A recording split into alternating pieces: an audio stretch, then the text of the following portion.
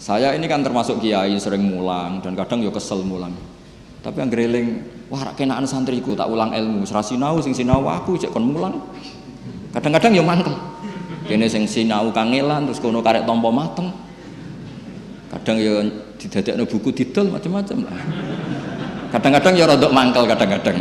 Tapi yang greling, ikhlas juga jarane gede wis ikhlas wae lah. Jadi Quran itu ngendikan itu gampang sekali. Supaya kamu gampang ikhlas tuh man amila sholihan fali nafsi, sudahlah kalau kamu ngamal kebaikan sebetulnya yang untung itu diri kamu bukan orang. Jadi ego itu penting. Itu dulu Rasulullah SAW ketika intaqala ila rafiqil a'la, bahasa halusnya meninggal untuk Nabi itu nama intaqala ila rafiqil a'la, sudah pindah ke alam ar-rafiqil a'la. Itu pemaknaan ar-rafiqil a'la itu kita tidak pernah tahu, tapi sudah Nabi masyhur. Di antara kalimat yang terakhir beliau lafadzkan adalah Allahumma ar-rafiqal a'la. Kemudian Sayyidah Aisyah ngendikan idzan la yakhtaruna, kalau begitu Nabi enggak milih kita tapi milih ar-rafiqal a'la. Ya kira-kira maknanya itu apa ya? Ya pokoknya begitulah alamnya Allah Ta'ala sana di.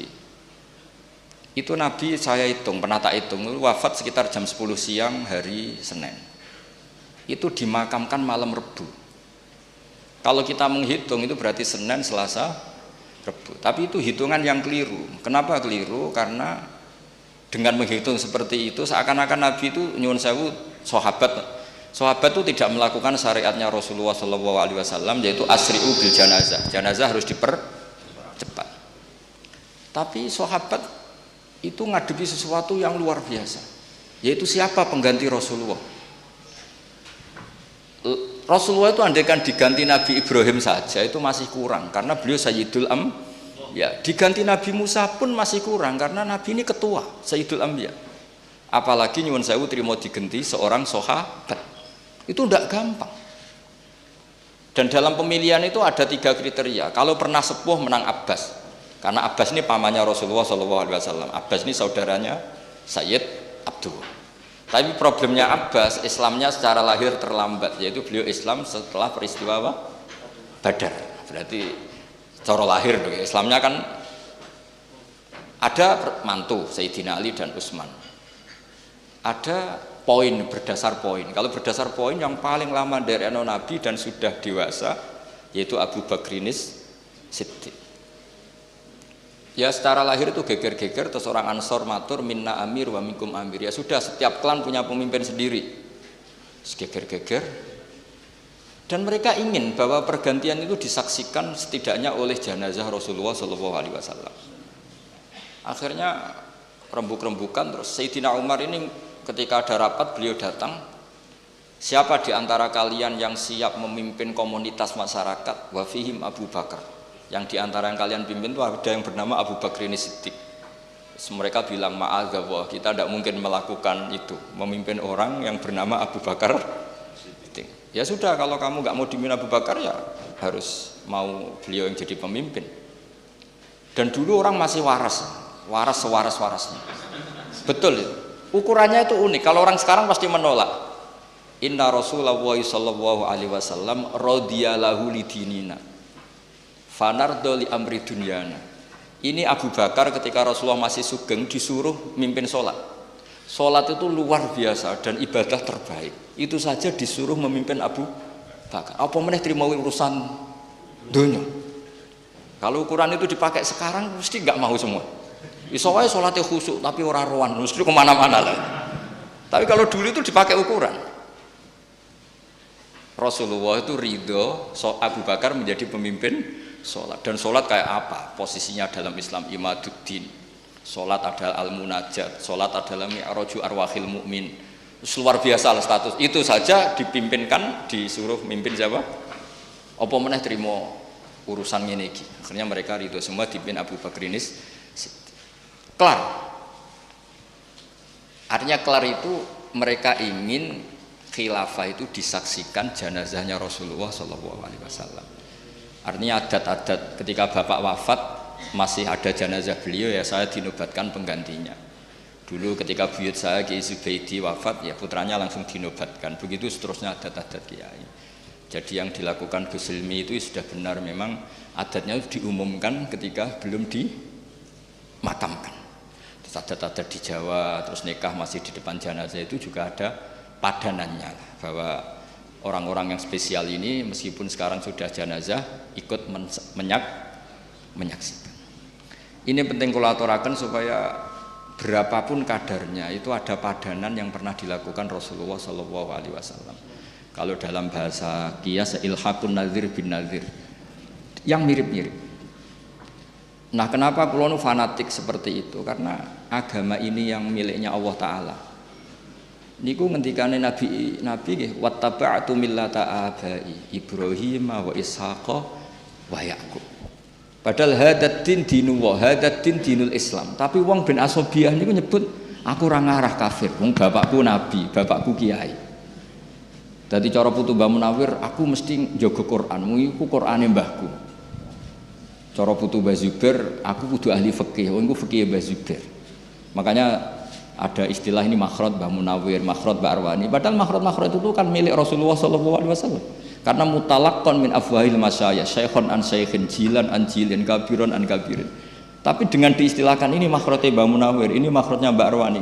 Keluarga ini harus menjaga karena ini milik keluarga. Agama juga gitu, semua nabi nak ngendikan millata abai. Ini agama leluhur kami.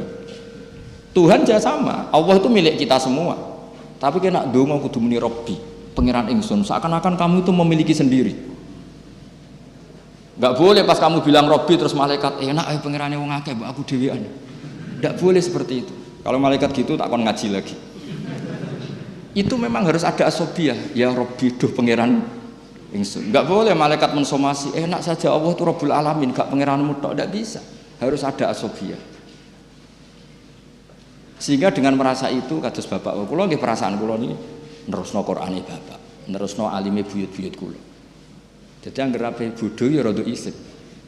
Kadang kula ndek kitab saking buyut kula sing riyen termasuk gurune Mbah Saleh Darat. Niku kitab Ithaf. Niku nek dibuka langsung putung. Ngantos sak mangke. Akhirnya alhamdulillah atau tak buka, enggak tak buka ini putung. Tapi sebagai cucu yang baik saya beli ithaf baru, tak sinauni. Karena yang ini kalau tak buka mesti putung, saking lamanya.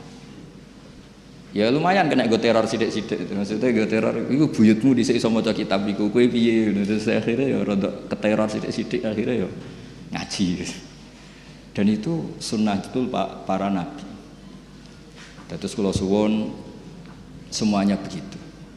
Di kalangan habaib ini ada Habib Sayyidi Barakbah yang namanya diluruskan Sayyid Umar, katanya Habib Sayyidi ini kenangan sama Sayyid Umar gimana dipanggil Mas muka Sayyidi. Terus Habib Umar bilang, gurunya Habib Umar Hafid, kalau kamu namanya Sayyidi saya harus manggil gimana? Beliau kan ya bingung karena beliau orang Arab, ya tuanku kan. Jadi kalau di sini nggak apa kan, nggak pati do paham, tapi bagi orang Arab kan nanti kalau Habib Umar manggil ya Sayyidi, orang-orang bilang, oh itu berarti bosnya Sayyid Umar. Jadi ya para habaib ya seneng guyon ya rileks gitu. Supaya tadi farah billah. Jadi agama ini harus dinisbatkan kepada masing-masing supaya ada asobiah. Dulu Sayyid Ali Zainal Abidin itu orang kadang ada pengemis itu kan agak risih. Tapi Sayyid Ali Zainal Abidin itu kalau ada pengemis ngasih uang itu marhaban biman hamala zadi ilal akhirah. Matur nuwun jeng ya kowe sing nggawa sanguku ning akhirat. Jadi kalau ngasih orang itu dianggap apa ya? Nabung ya, nabung di bank akhirat. Nabi itu luar biasa cara men-set pikirannya. Pernah suatu saat Rasulullah tanya, "Ya Aisyah, sarapan jatah saya mana?" "Sudah tak kasihkan orang ya Rasulullah, habis." Nabi terus ngendikan, riwayat saya pakai mudzakkar ya karena rawinya sudah banyak yang mudzakkar. Wa hal laka mimmalika illa ma labista fa ablaita wa akalta fa afnaita wa tasaddaqta fa abqaita. Jadi kalau kamu sedekah pada orang lain itu hakikatnya justru kamu menyimpan uang itu. Jadi kalau kamu punya uang 1 miliar, kalau ingin masih ya yang 100 juta itu sedekahkan, itu yang masih. Suatu saat kalau kamu poya-poya dengan yang lain ada yang 100 juta masih karena kamu sedekahkan wa tasaddaqta fa abqaita. Jadi hakikat sedekah itu justru mengabadikan. Nah ini dimaksud wa ma tuqaddimu li anfusikum min khairin tajiduhu inda wa, justru yang sudah kamu kasihkan ini yang abadi. Sehingga dengan cara pandang seperti itu sedekah itu ringan karena kayak nabung. Terus kata Imam Ghazali, trik kedua, dan kamu jangan pernah mengira bahwa yang menerima sedekah itu bi'ahwaja min hajati thawabi sedekah. Dan kamu jangan menganggap penerima sedekah itu lebih butuh kepada uang itu. Kamulah yang lebih butuh terhadap ajrus sedekah. Sehingga ketika kita memberi orang itu merasa kita ini utang jasa, karena dengan ada yang terima sedekah kita ditulis sebagai mutasaddiq, dan gara-gara itu kita nanti diberi pahala orang yang sedekah. Jadi makanya orang Jawa itu luar biasa kalau sedekah itu, tulung beb niki jenengan trimo, tulung yai niki jenengan trimo. Orang Jawa itu luar biasa didikan guru-guru kita. Kalau ngasih orang itu nak diterima itu matur nuwunnya bukan. Nah itu didikan yang diikhya. Jadi wis matur nuwun kula tulung niki ditampi, karena dia butuh sekali terhadap ajrus sedekah atau ajrul hadiah atau apalah. Nah dengan seperti itu kita kemungkinan itu la tubtilu shadaqatikum bil mani wal adha itu kecil. Bagaimana kita ngundat-ngundat wong kita yang untung. Nah makanya tadi saya punya saran, orang itu harus asobiah, tapi asobiah yang baik. Karena kadang Quran juga ngajari seperti itu, man amila sholihan fali nafsih. Ketika saya sedekah 1 juta diterima orang itu, hakikatnya kan saya membela diri saya sendiri, kan tidak ada hubungannya dengan orang itu kan. Yang untung kan, tapi kan orang itu bisa jajan, bisa macam-macam, yaitu urusannya dia. Tapi saya beruntung karena dapat sawabus sedekah. Makanya Quran cara ngajari itu, semua orang itu kan rata-rata egois kan, mikir dirinya sendiri. Quran mengapresiasi itu. Man amila sholihan fali nafsi. In ahsantum li anfusikum wa in asatum fala. Saya ini kan termasuk kiai sering mulang dan kadang ya kesel mulang. Tapi yang greling, wah rak kenaan santriku tak ulang ilmu, ora sinau sing sinau aku cek kon mulang. Kadang-kadang ya mangkel. Kene sing sinau kangelan terus kono karek tampa mateng. Kadang ya didadekno buku didol macam-macam lah. Kadang-kadang ya rodok mangkel kadang-kadang. Tapi yang greling, ikhlas juga jarane gede wis ikhlas wae lah. Jadi Quran itu ngendikan itu gampang sekali. Supaya kamu gampang ikhlas itu man amila sholihan fali nafsi, sudah lah. Kalau kamu ngamal kebaikan sebetulnya yang untung itu diri kamu, bukan orang. Jadi ego itu penting. Ya barokahnya diistilahkan makhraj Mbah Munawir, zuriyahnya makhrajnya bagus-bagus. Seperti tadi ada Gus Kholaf Muhammad baca Yasin, barokahnya diistilahkan makhraj Mbak Arwani, makhraj putra-putranya santrinya bagus-bagus. Karena ada asobiyah. Ini warisan Mbah Nawawi, warisan Mbah Ali Maksum. Barokahnya asobiyah itu orang ingin menjaga. Sehingga di sini pentingnya istilah millata abai Ibrahim wa Ishaq wa Yaqub. Ketika Nabi Yakub tanya sama anak-anaknya, ma ta'buduna min ba'di, qalu na'budu ilahaka wa ilaha abaika Ibrahim wa Ismail wa Ishaq. Padahal Allah itu kan ilahal alamin, bukan, tapi diistilahkan saya tetap menyembah Tuhanmu ya bapak saya. Dengan merasa itu kan merasa memiliki. Nah, di sini kalangan habaib juga mengistilahkan Thariqah Alawiyah atau Thariqah Sadiliyah. Sebenarnya Thariqah Alawiyah itu ya ainut Thariqah al-mansubah atau al-marwiyah min Rasulillah sallallahu alaihi wasallam. Tapi supaya orang itu merasa memiliki. Terus kula suwun nggih, kula ngapunten sanget, memang saya tidak punya rencana mau idhah, tapi kula niki takdim kalian keluarga besar mriki. Matur sak wontene, terus kula bersaksi Gus Najib itu orang baik. Kalau beberapa kali panggih, terakhir panggih acara Khalbah Munawir kesami. Beberapa kali kula sowan dan beliau kenal bapak saya karena bapak kula nggih tiyang Quran, nggih guru-gurunya sama, ketemu yang sama. Istrine bapak kula nggih ibu kula nggih putune buyute gurune bapak. Terus gurune bapak niku didonatori bapake bapak, pokoke mbulet. Nek jare Gus Dar iku KKN. Karena kiai itu ya sudah, saya keluarga Lasem ya, masih keluarga dengan keluarga Gus Hilmi sama. Pokoknya ngoten zuriatan ba'duha. Karena ketika Allah cerita orang soleh itu mesti nyebut keluarga dulu. Ini tanpa ingin menyinggung yang tidak punya keluarga kiai. Nanti ketemu di Nabi Adam, sudah tenang saja. Ketika Allah nyebut orang baik itu mesti nyebut keluarga dulu. Karena keluarga ini tidak gampang, menjaga keluarga baik ini juga tidak gampang.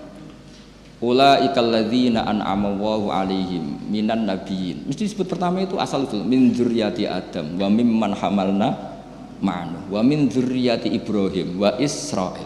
Menyebut leluhurnya. Baru wa mimman hadaina wajtabaina. Jadi menyebut ini soleh barokah didikannya Ibrahim, Ismail, Ishak dan gini-gini. Baru wa mimman hadaina wajtabaina. Tapi siapa saja yang baik ya baik saja, tidak usah nunggu anaknya siapa. Tapi tetap orang baik ini disebut dulu. Kalau Gus Hamid hafal Quran karena putranya Mbak Abdul Qadir, karena putranya Mbak Munawir, putranya Mbak Abdul Rosad, putranya Mbak Hasan Basori. Terus disebut. Bukan karena tafakhur bil ansab boten. Bukan kadang-kadang wong hasud ribet nak diterangno. Kowe iku padune bangga mbek nasabe itu ndak urusan begitu. Menjaga anak soleh itu juga ndak gampang sehingga Allah menghormati. Sehingga ketika ada seorang hulam yang punya kanzun min kunuzi dahab itu dibela-bela Nabi Khidir, alasannya mau wakana abuhuma sholihah, diregani. Makanya kenapa kita mencintai habaib, karena ngeregani Kanjeng Nabi. Semua orang itu mesti disebut duriyahnya dulu. Itu semua misalnya kul aman nabila terus wa maunsil terus wa Ibrahim wa Ismail wa Ishaq wa Yaqub wal asbat itu disebut. Sehingga kalau kita ini setiap Allah cerita orang baik itu mesti nyebut asal usulnya dulu sebagai bentuk penghormatan. Kayak tadi yang masyhur ulaikal ladzina an'ama Allahu 'alaihim minan nabiyyin min dzurriyyati Adam wa mimman hamalna. Karena Nabi Nuh ini berhasil mensterilkan kekafiran. Iya kan, setelah Nabi Adam ngosong bulat banyak. Ketika peristiwa Nuh semuanya orang itu mati kecuali orang 80 yang ikut. Jadi generasi kita ini sebetulnya sudah istilahnya enggak Bani Adam lagi sebetulnya, dzurriyyataman hamalna man. Makanya istilah kita ini dua kali disebut Quran, kadang disebut ya Bani Adam, kadang disebut dzurriyyataman hamalna man. Karena fase kedua ini kita sudah dengan atas nama dzurriyyataman hamalna man, dan itu steril sudah enggak ada yang min auladil kufar. Makanya disebut min dzurriyyati Adam wa mimman hamalna man. Disebut lagi wa min dzurriyyati Ibrahim wa Israil. Israil nama lain dari Nabi Yakub. Mboten Israil sing sakniki mboten ngono. Terus wa mimman hadaina wajtabaina. Terus kita cerita nasab itu bukan tafakhur, tabahi yang mentahkir, menghina nasab lain itu mboten. Ngregani leluhur. Ya, apa ngregani wong lain wis ribet golek donya dagang, anake kene diulang Quran. Barang kira asap ameh mati, sanake kene diulang kira napa? Sab'ah. Kadang ya mangkel, kula riyen diulang sab'ah niku kalian bapak diwarahi ya kadang mangkel nggopo, tapi saiki jebule penting. Penting terus dadi alim ya lumayan, ana sing ngurmati, ana sing nyucup ya lumayan tapi maksudnya dhisik ku iso nggopo. Tapi gara-gara tadi, tapi misalnya orang tua kita terus gak gelem ngajari sedimbarno cul-culan. Mungkin kita sudah jadi ya segitulah, sudah nggak usah dijelaskan gitu. Nah, gara-gara itu orang tua kita ini diregani oleh Allah Subhanahu wa Ta'ala. Wa kana abuhuma sholihah, itu dihormati. Itu dalam kitab Sayyid Muhammad diterangkan padahal itu Abu Sabek, mbah ketujuh. Lu ya coba efek dari Mbah Munawir itu cucu keempat kelima masih dihormati. Efek dari Mbah Hasyim juga gitu. Apalagi Rasulullah SAW duriannya sampai kapanpun kita hormati. Makanya diantara ciri khas mazhab ahli sunnah itu wa nuhibbu ahlal bait wa nukrimu ahlal bait wa nukrimu jami'as sahabah wa nukrimul masyayikh wa nukrimu semuanya, menghormati para guru, para. Jadi ingat ya, saya mohon teman-teman yang baca Quran itu entah berapa kadarnya diangen-angen. Ternyata kita pernah disebut dua kali. Pertama ya Bani Adam, tapi setelah itu habis. Yang masih hanya sama Nina yang ikut hamalna ma'an. Makanya wa ayatul lahum anna hamalna dzurriyyatahum fil fulkil mashhun, itu maknanya zamanat tufan. Apa zamanat tufan? Ketika zamanat tufan semuanya habis kecuali orang 80 yang ikut perahu Nabi Nuh. Makanya disebut di surat Isra kita ini disebut dzurriyyataman hamalna ma'an. Dan tadi wa mimman hamalna ma'an, terus wa min dzurriyyati Ibrahim wa Israila, terus wa mimman hadaina wajtabaina. Terus kula suwun apa nggih penghormatan pada Gus Najib nggih jenengan dongakno anak putu sedanten santri sedanten niru jejak-jejak menapa para beliau. Wattaba'tu napa? Wattaba'tu lan anut sapa ingsun millata abai ing tradisine leluhur-leluhur ingsun. Ya kudu ana anute, kiai ini hafal Quran ya hafal. Kiai ini lanya ya melok lanya. Nek urung iso iku ya kiai ini rokok ya ora roh lah itu. Jadi cara kaidah fikih malah yudraku kulluh la yudraku kulluh. Nek ora iso anut sing berat-berat ya anut sing ringan-ringan. Tapi niku kadose mboten rokok contohnya mboten. Tapi kula namung critani madzhabe Mbah Mun. Kiai iku kudu ana sing nyontoni adnal halak. Mbah Mun nyontokno dirinya sendiri. Aku nak salat ku akhir. Barokah Mbah Mun salat akhir, orang tahu bahwa setengah telu iku jek oleh salat zuhur. Andai kan semua orang sholat awal waktu, nanti era entah cucu kita nganggep waktu sholat yo awal tok, tengah ra oleh nguri. Nah, baru kayak kiai sing sholat akhir. Akhirnya wong ngerti yo batas akhirnya ngono. Ya sanate jelas. Kula nak sholat yo cepet, ben wong roh nak sholat ora kudu ngene iku. Sing suwi ora kudu ngene iku, cepet yo oleh. Lah misale suwi kabeh akan dikira syarat saya sholat iku suwi, lha iku innalillahi wa inna ilaihi raji'un. Maksud niki cerita mboten usah sampean lebokno ati. Niki cerita ilmiah, terus monggo nek mboten cocok ke monggo, mungkin ketemu pangeran sing bener sinten. Mboten apa-apa, memang ukuran pendapat itu gitu. Hadza madzhabun al-Qawahabi. Ini madhab yang saya siap ketemu Allah Subhanahu. Kalau terakhir kalau badai cerita itu juga pernah dipraktekkan Rasulullah Shallallahu Alaihi Wasallam. Rien niku Jabir niku sholat tuh betul jubah, betul peci, betul amamah. Niku dicoplok kabeh. Terus sholat sarungan akidan torofaihi ala atiki. Jadi sarung sitok niku dicangcut ngeten. Bayu kabeh tabiin kaget. Wong sholat kok sarung sitok ditalekno teng napa? Gulu. Kabine dicoplok, ketune nggih dicoplok. Akhirnya tabiin do umzuru ila sahibi Rasulullah itu piye sahabatnya Nabi sholat model ngene. Tapi kata Jabir, saya pernah menyaksikan Rasulullah sholat seperti ini. Multahifan bi izari akidan baina tarafaihi ala atiki. Tapi barokahnya itu orang tahu batas aurat minimal. Andai kan semua orang mulai dulu sholat pakai hem, pakai jubah, maka orang akan mengira syarat sahnya sholat harus seperti itu. Akhirnya wong sing lagi ning sawah celananan seperapat, gak gawa kaos, gak iso sholat. Tapi baru kayak itu akhirnya wong ning sawah wis, ngger celananan seperapat ngisore dengkul udele ra ketok wis sholat. Ning galeng wis muga-muga tampa pangeran. Itu barokahnya pernah dipraktekkan Jabir, yaitu akhirnya ditemukan aurat itu batasnya mana? Mabena surah ilar. Andekan mulai dulu nggak ada sholat seperti itu, tidak diketahui batas minimal aurat. Nah, barokahnya sholat akhir kayak Mbah Mun itu diketahui, oh akhir waktu itu begitu. Nah, ada batas akhir. Nah, Dewi Mbah Mun aku yo ngerti hadis awal waktu fadlullah, nak tengahan rahmatullah, guri afwullah. Yo ngerti, wong aku kiai orang ngerti jare. Apa? Tapi yo wis giling-gilingan, nak sholat itu ora kudu ning terus dia murid kados kula sanut sing gampang-gampang mawon ngono. Terus dia penggemar kok jenengan wis padha wae lah.